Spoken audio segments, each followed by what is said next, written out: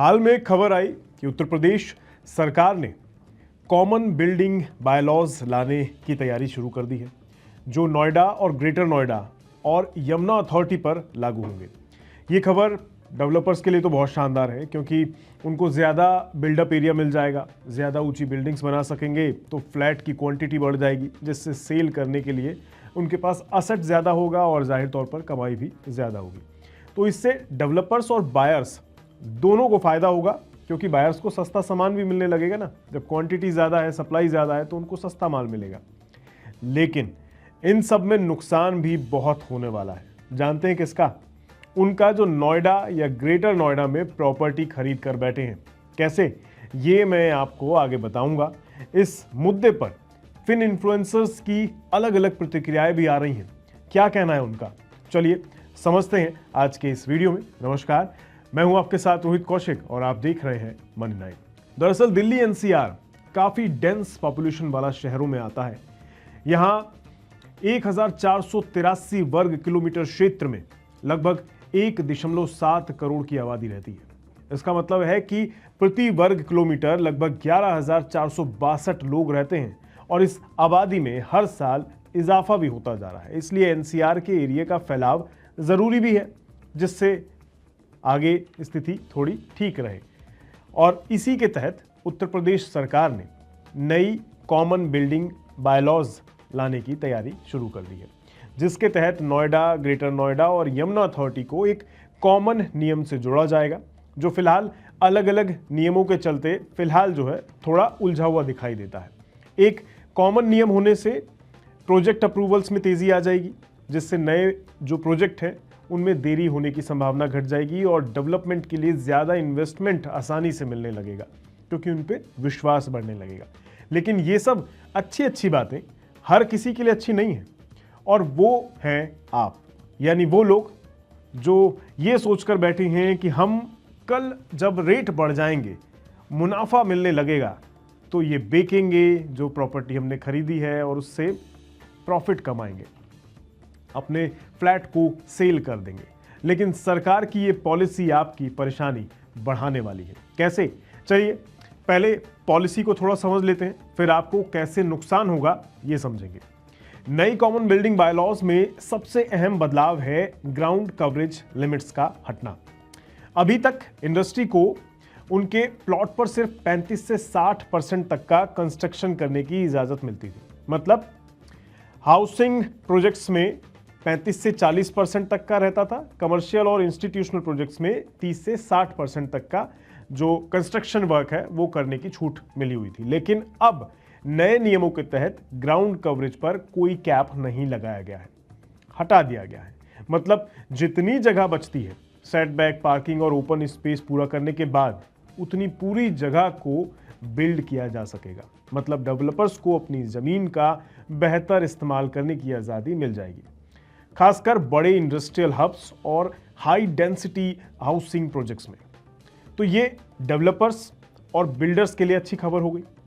इसके अलावा floor area ratio, यानी प्लॉट के साइज के मुकाबले कितना बिल्टअप एरिया बनाया जा सकता है, उसमें भी बदलाव किया गया है। अभी अलग अलग कैटेगरी में FAR यानी फ्लोर एरिया रेशो की लिमिट काफ़ी अलग अलग थी। जैसे इंडस्ट्री के लिए 0.6 से 2 तक फ्लोर एरिया रेशो की लिमिट तय की गई थी।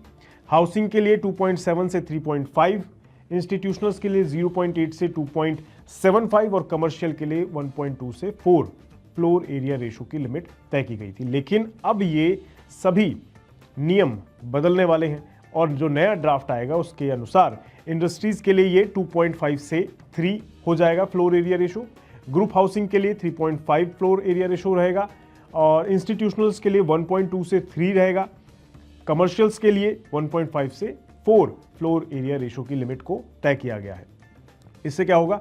इससे हाइयर फ्लोर एरिया रेशो में वर्टिकल ग्रोथ देखने को मिलेगी, मतलब ऊपर की तरफ। इसके अलावा पार्किंग नॉर्म्स में भी बदलाव किया गया है। ग्रीन कवरेज एरिया की लिमिट भी घटा दी गई है। इंडस्ट्रियल और इंस्टीट्यूशनल प्रोजेक्ट्स पर 10 से 24 मीटर तक की ऊंचाई की सीमा थी, लेकिन अब ये लिमिट भी पूरी तरह से हटा दी गई है, सिवाय उन जगह को छोड़कर जैसे हवाई अड्डे या हेरिटेज से जुड़ी साइट्स हैं, उन पर ये नियम लागू होते रहेंगे। पुराने वाले, लेकिन बाकी सब जगहों पर नए नियम लागू होंगे। मतलब कई सारे बदलाव देखने को मिलेंगे, जिसका सीधे तौर पर प्रॉपर्टी के रेट्स पर भी और इन्वेंट्री पर भी असर देखने को मिलेगा। तो जाहिर तौर पर डेवलपर्स और बायर्स यानी बनाने वाले और खरीदार दोनों को फायदा होगा। लेकिन इन सब में सबसे बड़ा घाटा किसको होगा? समझिए, आप ही को होगा।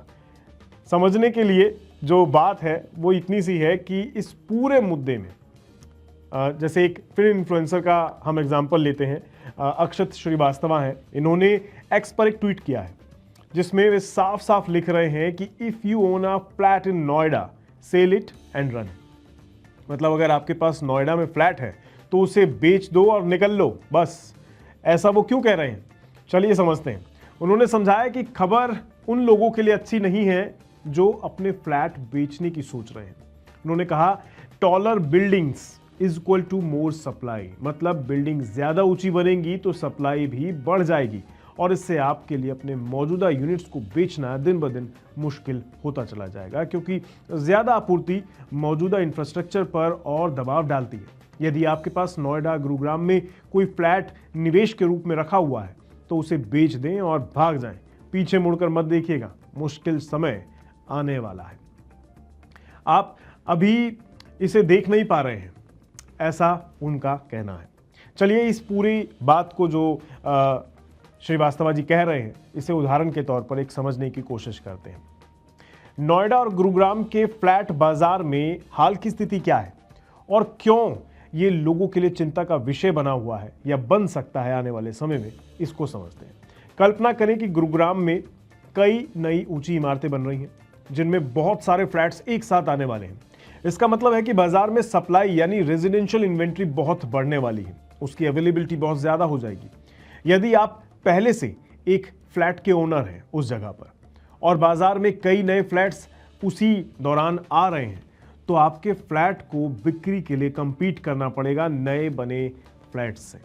इससे कीमतें गिर सकती हैं क्योंकि खरीदार के पास विकल्प ज़्यादा होंगे। साथ ही गुरुग्राम और नोएडा में बुनियादी ढांचा अभी भी पूरी तरह से बेहतर नहीं है, तो जो पहले का है वो नए के मुकाबले में तो compete कर पाए, ये थोड़ा सोचने वाली बात है। क्योंकि नया आधुनिकता के साथ बनेगा, अच्छा डिज़ाइन होगा, तो जाहिर तौर पर लोग नई चीज़ को ज़्यादा प्रेफर करेंगे और बल्क में है तो सस्ता भी हो सकता है।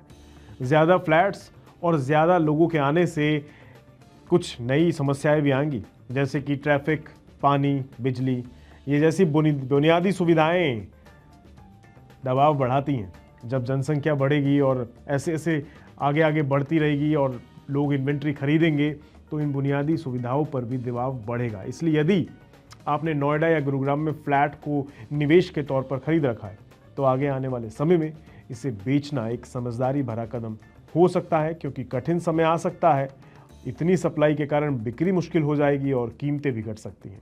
आसान शब्दों में कहूँ तो ज़्यादा ऊंची इमारतें और फ्लैट्स की ज़्यादा आपूर्ति बाजार में दबाव बनाएगी, जिससे आपकी मौजूदा संपत्ति को बेचने में मुश्किल आ सकती है। इसलिए निवेशकों को सावधानी के साथ कदम उठाना चाहिए।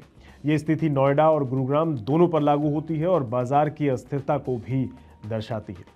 आपका इस पूरे मुद्दे पर क्या कहना है? क्या फिल्म इन्फ्लुएंसर सही कह रहे हैं और जो हम बातें कह रहे हैं क्या ये भी सही हैं?